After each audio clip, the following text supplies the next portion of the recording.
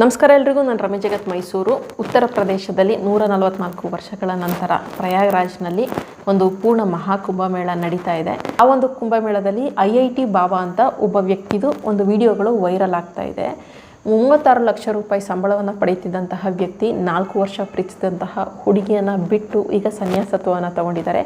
ಈ ಒಂದು ವ್ಯಕ್ತಿಯ ವಿಡಿಯೋಗಳು ಸಾಕಷ್ಟು ವೈರಲ್ ಆಗ್ತಾ ಇದೆ. ಜೊತೆಗೆ ಒಂದಷ್ಟು ಕುತೂಹಲವನ್ನು ಕೂಡ ಮೂಡಿಸ್ತಾ ಇದೆ. ಅಷ್ಟು ಒಳ್ಳೆಯ ಕೆಲಸ, ಅಷ್ಟು ಒಂದು ಪ್ರೀತಿಸೋಕೆ ಇದ್ದಂತಹ ಒಂದು ಜೀವ ಎಲ್ಲವನ್ನು ಕೂಡ ತೊರೆದು ಸನ್ಯಾಸತ್ವವನ್ನು ಯಾಕೆ ಸ್ವೀಕರಿಸಿದ್ರು ಅನ್ನುವಂತಹ ಒಂದು ಕುತೂಹಲ ಇದೆ.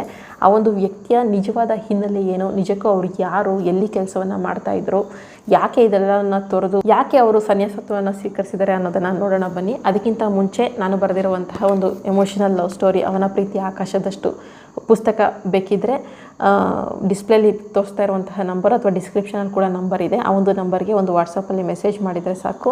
ಒಂದು ಎಮೋಷನಲ್ ಲವ್ ಸ್ಟೋರಿ ಇದಾಗಿರುತ್ತೆ. ಓದುವಂತಹ ಅಭ್ಯಾಸ ಇರೋರು, ಓದುವಂತಹ ಅಭ್ಯಾಸ ಇಲ್ಲದೇ ಇದ್ದರೂ ಕೂಡ ನನಗಾಗಿ ಒಮ್ಮೆ ಓದಿ, ಬಹಳ ಚೆನ್ನಾಗಿದೆ. ಓದಿರೋಂತಹ ಎಲ್ಲರೂ ಕೂಡ ಒಂದು ಒಳ್ಳೆಯ ಫೀಡ್ಬ್ಯಾಕನ್ನು ಕೊಡ್ತಾ ಇದ್ದಾರೆ. ಒಮ್ಮೆ ಓದಿ, ಇಷ್ಟ ಆಗಿಲ್ಲ ಅಂತಂದರೆ ಬೇಕಿದ್ರೆ ನಿಮ್ಮ ಒಂದು ಏನು ಪರ್ಚೇಸ್ ಮಾಡಿರ್ತೀರ ಆ ಹಣವನ್ನು ಕೂಡ ಬೇಕಾದರೆ ರಿಟರ್ನ್ ಮಾಡಿ ಕೊಡ್ತೀನಿ. ಓದಿದ ನಂತರ ಕೊನೆಯಲ್ಲಿ ನನ್ನ ಒಂದು ಫೋನ್ ನಂಬರ್ ಇದೆ, ಅಲ್ಲಿಗೆ ನಿಮ್ಮ ಒಂದು ಅಭಿಪ್ರಾಯವನ್ನು ತಿಳಿಸಿ. ಇನ್ನೀಗ ವಿಚಾರಕ್ಕೆ ಬರೋದಾದರೆ, ಈ ಮಹಾಕುಂಭಮೇಳದಲ್ಲಿ ಫೇಮಸ್ ಆಗಿರುವಂತಹ IIT ಬಾಬಾ ಅಂತಲೇ ಫೇಮಸ್ ಆಗಿರುವಂತಹ ವ್ಯಕ್ತಿಯ ಅಂದರೆ ಈ ಒಬ್ಬರು ಸಾಧು ಏನಿದ್ದಾರೆ ಅವರ ಹೆಸರು ಬಂದು ಅಭಯ್ ಸಿಂಗ್ ಅಂತ ಅಂದ್ಬಿಟ್ಟು. ಇವರ ಮೂಲತಃ ಹರಿಯಾಣದವರು. ವಯಸ್ಸು ಕೇವಲ 36 ವರ್ಷ ವಯಸ್ಸಷ್ಟೇ. ಇನ್ನು ಇವರ ಒಂದು ವಿದ್ಯಾಭ್ಯಾಸದ ಬಗ್ಗೆ ಮಾತನಾಡೋದಾದರೆ ನಿಜಕ್ಕೂ ಆಶ್ಚರ್ಯ ಆಗುತ್ತೆ. IIT ಬಾಂಬೆ ಅಲ್ಲಿ ಇವರು ಒಂದು ಇಂಜಿನಿಯರಿಂಗ್ ಪದವಿಯನ್ನು ಮುಗಿಸಿದ್ದಾರೆ. ಏರೋಸ್ಪೇಸ್ ಇಂಜಿನಿಯರಿಂಗಲ್ಲಿ ಒಂದು ಡಿಗ್ರಿಯನ್ನು ಮಾಡಿದ್ದಾರೆ. ಇಂಜಿನಿಯರಿಂಗ್ ಮುಗಿಸಿ ಕಾರ್ಪೊರೇಟ್ ಕಂಪನಿಯಲ್ಲಿ ಕೆಲಸವನ್ನು ಕೂಡ ಮಾಡ್ತಾಯಿದ್ರು. 36 ಲಕ್ಷ ಸಂಬಳವನ್ನು ಕೂಡ ತಗೋತಾಯಿದ್ರು. ಸ್ವಂತದ ಕಂಪನಿಯನ್ನು ಕೂಡ ಸ್ಥಾಪನೆಯನ್ನು ಮಾಡ್ಕೊಂಡಿದ್ರು. ಸಾಕಷ್ಟು ಹೆಸರನ್ನು ಕೂಡ ಮಾಡಿದರು. ಇದರ ಜೊತೆಗೆ ಪ್ರೀತಿಸೋಕೆ ಒಂದು ಜೀವ ಕೂಡ ಇತ್ತು. ಇದೆಲ್ಲವನ್ನು ತೊರೆದು ಅವರು ಸನ್ಯಾಸತ್ವವನ್ನು ಸ್ವೀಕರಿಸಿದ್ದಾರೆ.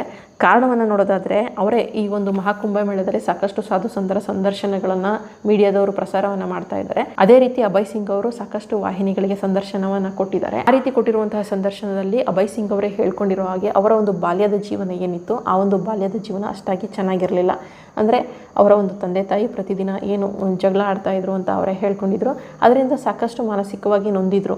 ಒಂದು ರೀತಿಯಾಗಿ ಖಿನ್ನತೆಗೆ ಒಳಗಾಗುವಂತಹ ಒಂದು ಪರಿಸ್ಥಿತಿಯಲ್ಲಿ ಅವರು ಇದ್ರಂತೆ. ಆ ಒಂದು ಜಗಳಗಳು ಅಭಯ್ ಸಿಂಗ್ ಅವರ ಮನಸ್ಸಿನ ಮೇಲೆ ಬಹಳಷ್ಟು ಪರಿಣಾಮವನ್ನು ಬೀರಿರುತ್ತೆ.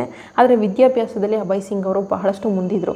ಸೊ ಮನೆಯಲ್ಲಿ ನಡೀತಿದ್ದಂತಹ ಗಲಾಟೆಗಳನ್ನೆಲ್ಲ ಪಕ್ಕಕ್ಕಿಟ್ಟರೆ ವಿದ್ಯಾಭ್ಯಾಸದಲ್ಲಿ ಏನು ಮುಂದಿದ್ರು ಅದರಲ್ಲಿ ಅವರು ಹೆಚ್ಚಾಗಿ ತೊಡಗಿಸ್ಕೊಳ್ಳೋದಕ್ಕೆ ಶುರು ಮಾಡ್ತಾರೆ. IIT ಬಾಂಬೆನಲ್ಲಿ ಏರೋಸ್ಪೇಸ್ ಇಂಜಿನಿಯರಿಂಗನ್ನು ಮಾಡ್ತಾರೆ.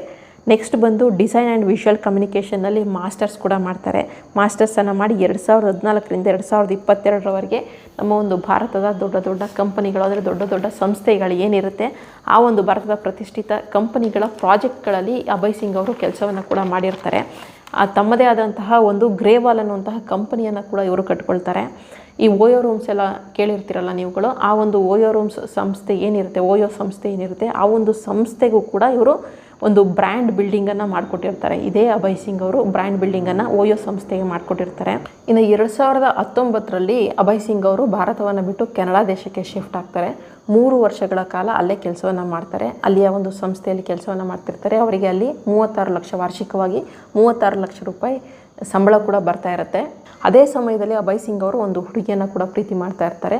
4 ವರ್ಷಗಳ ಪ್ರೀತಿ ಅದಾಗಿರುತ್ತೆ. ಆದರೆ ಮದುವೆ ವಿಚಾರ ಅಂತ ಬಂದಾಗ ಅಭಯ್ ಸಿಂಗ್ ಅವರಿಗೆ ಮದುವೆ ಬಗ್ಗೆ ಆಸಕ್ತಿ ಕಡಿಮೆ ಇರುತ್ತೆ. ಅಂದರೆ ಮದುವೆ ಬಗ್ಗೆ ನಂಬಿಕೆ ಇರಲಿಲ್ಲ ಅಂತ ಅಂದ್ಬಿಟ್ಟು ಅವರೇ ಹೇಳ್ಕೊಂಡಿದ್ದಾರೆ. ಕಾರಣ ಬಂದು ಸೇಮ್, ಅವರ ಒಂದು ಅಪ್ಪ ಅಮ್ಮ ಏನು ಚಿಕ್ಕ ವಯಸ್ಸಿನಲ್ಲಿ ಜಗಳ ಆಡ್ತಾ ಇರ್ತಾರಲ್ಲ, ಅದೇ ಕಾರಣಕ್ಕೋಸ್ಕರ ಮದುವೆ ಬಗ್ಗೆ ನನಗೆ ನಂಬಿಕೆ ಇಲ್ಲ ಅನ್ನೋ ಕಾರಣಕ್ಕೋಸ್ಕರ ಆ ಒಂದು ಪ್ರೀತಿಯಿಂದ ಕೂಡ ಅವರು ದೂರವಾಗ್ತಾರೆ. ಈ ಎಲ್ಲ ಘಟನೆಗಳಾದ ನಂತರ ಅವರು ಕೆನಡಾ ದೇಶದಲ್ಲಿ ಇದ್ದಂತಹ ಕೆಲಸವನ್ನು ಬಿಟ್ಟು ಮತ್ತೆ ವಾಪಸ್ ಭಾರತಕ್ಕೆ ಬರ್ತಾರೆ.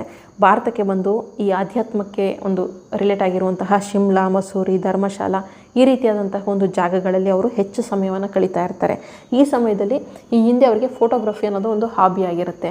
ಅದೇ ಒಂದು ಹವ್ಯಾಸವನ್ನು ಮುಂದುವರಿಸ್ಕೊತಾ ಇರ್ತಾರೆ. ಬರ್ತಾ ಬರ್ತಾ ಅದನ್ನೇ ಒಂದು ಪ್ರೊಫೆಷನ್ ಆಗು ಕೂಡ ಅಭಯ್ ಸಿಂಗ್ ಅವರು ತಗೊಂಡಿರ್ತಾರೆ. ಆದರೆ ಚಿಕ್ಕ ವಯಸ್ಸಿಂದನೂ ಕೂಡ ಅಭಯ್ ಸಿಂಗ್ ಅವರಿಗೆ ಆಧ್ಯಾತ್ಮದ ಕಡೆ ಸ್ವಲ್ಪ ಒಲವಿತ್ತ ಕಾರಣಕ್ಕೋಸ್ಕರ ಅವರು ಸನ್ಯಾಸತ್ವವನ್ನು ತೆಗೆದುಕೊಳ್ಳುವಂತಹ ಒಂದು ನಿರ್ಧಾರವನ್ನು ಮಾಡಿ ಈಗ ಸನ್ಯಾಸಿ ಕೂಡ ಆಗಿದ್ದಾರೆ. ಇದಿಷ್ಟು IIT ಬಾಬಾ ಅಂದರೆ ಅಭಯ್ ಸಿಂಗ್ ಅವರು ಇಷ್ಟು ಚಿಕ್ಕ ವಯಸ್ಸಿಗೆ ಸನ್ಯಾಸತ್ವ ತೆಗೆದುಕೊಳ್ಳೋದಕ್ಕೆ ಇರುವಂತಹ ನಿಜವಾದ ಕಾರಣ ಆಗಿರುತ್ತೆ. ಅವರ ಒಂದು ಹಿನ್ನೆಲೆ ಆಗಿದ್ದರೆ ಆ ಕಡೆ ಅವರ ತಂದೆ ತಾಯಿ ಮಾತ್ರ ಈಗಲೂ ಕೂಡ ತಮ್ಮ ಮಗ ಮತ್ತೆ ಇದರೆಲ್ಲವನ್ನು ತೊರೆದು, ಇದೆಲ್ಲ ಸನ್ಯಾಸತ್ವ ಏನಿರುತ್ತೆ ಇದೆಲ್ಲವನ್ನು ಬಿಟ್ಟು ಮತ್ತೆ ನಾರ್ಮಲ್ ಜೀವನವನ್ನು ನಡೆಸಲಿ, ಅವರು ಬೇರೆಯವರಂತೆ ಎಲ್ಲ ಸಂತೋಷವಾಗಿರಲಿ, ಮದುವೆ ಮಾಡಿಕೊಂಡು ತಮ್ಮ ಒಂದು ಮುಂದಿನ ಜೀವನವನ್ನು ಮುಂದುವರಿಸಲಿ ಅಂತ ಅಂದ್ಬಿಟ್ಟು ಸಾಕಷ್ಟು ಕನಸುಗಳನ್ನು ಕಟ್ಕೊಂಡಿದ್ದಾರೆ. ಅವರ ತಾಯಿ ಕೂಡ ಸಾಕಷ್ಟು ಅಂಗಲಾಗ್ತಾ ಇದ್ದಾರೆ, ಇದನ್ನೆಲ್ಲ ಬಿಟ್ಟು ಬಾ ಅಂತ ಅಂದ್ಬಿಟ್ಟು. ಕಳೆದ 6 ತಿಂಗಳ ಹಿಂದಿನವರೆಗೂ ಕೂಡ ಅಭಯ್ ಸಿಂಗ್ ಅವರು ತಮ್ಮ ಒಂದು ತಂದೆಯ ಸಂಪರ್ಕದಲ್ಲಿರ್ತಾರೆ, ಅಂದರೆ ಕಾಂಟ್ಯಾಕ್ಟ್ನಲ್ಲಿ ಇರ್ತಾರೆ. ಆದರೆ ಈ ರೀತಿಯಾಗಿ ವಾಪಸ್ ಬಾ ಅನ್ನುವಂತಹ ಒಂದು ಒತ್ತಡ ಹೆಚ್ಚಿದ್ದ ಕಾರಣ ಅಭಯ್ ಸಿಂಗ್ ಅವರು ಆ ಒಂದು ತಂದೆಯ ಜೊತೆ ಇದ್ದಂತಹ ಸಂಪರ್ಕವನ್ನು ಕೂಡ ಕಡಿತಗೊಳಿಸ್ಕೋತಾರೆ. ಅವರು ಈಗಲೂ ನಮ್ಮ ಮಗ ಬರ್ತಾನೆ ಅನ್ನುವಂತಹ ನಂಬಿಕೆಯಲ್ಲಿದ್ದರೆ, ಈ ಕಡೆ ಅಭಯ್ ಸಿಂಗ್ ಅವರು ಮಾತ್ರ ಇಲ್ಲ, ನಾನು ಸನ್ಯಾಸತ್ವದಲ್ಲೇ ಮುಂದುವರಿತೀನಿ, ನನಗೆ ಯಾವುದೇ ರೀತಿಯಾದಂತಹ ಕುಟುಂಬ ಇಲ್ಲ, ನನಗಿರೋದು ಮಹಾದೇವ ಮಾತ್ರ ಅನ್ನುವಂತಹ ಒಂದು ನಂಬಿಕೆಯಲ್ಲೇ ಮುಂದೆ ಸಾಗ್ತಾ ಇದ್ದಾರೆ. ನಾನು ಈ ಸನ್ಯಾಸಿಯಾಗಿಯೇ ಮುಂದುವರಿತೀನಿ ಅಂತ ಕೂಡ ಅವರು ಸಂದರ್ಶನದಲ್ಲಿ ಹೇಳ್ಕೊಂಡಿದ್ದಾರೆ. ಇಷ್ಟೇ ಜೀವನ, ಏನೂ ಇಲ್ಲದೆ ಇರೋರಿಗೆ ಬದುಕಲ್ಲಿ ಏನಾದರೂ ಪಡಿಬೇಕು ಅನ್ನುವಂತಹ ಒಂದು ಪರಿಸ್ಥಿತಿ ಇರುತ್ತೆ. ಎಲ್ಲ ಇದ್ದವರಿಗೆ ಏನೂ ಬೇಡ ಅನ್ನುವಂತಹ ಒಂದು ಮನಸ್ಥಿತಿ ಇರುತ್ತೆ. ಇಷ್ಟೇ ಬದುಕು. ಮುಂದಿನ ವಿಡಿಯೋ ಜೊತೆ ಮತ್ತೆ ಸಿಗ್ತೀನಿ. ಧನ್ಯವಾದಗಳು. Thank you so much.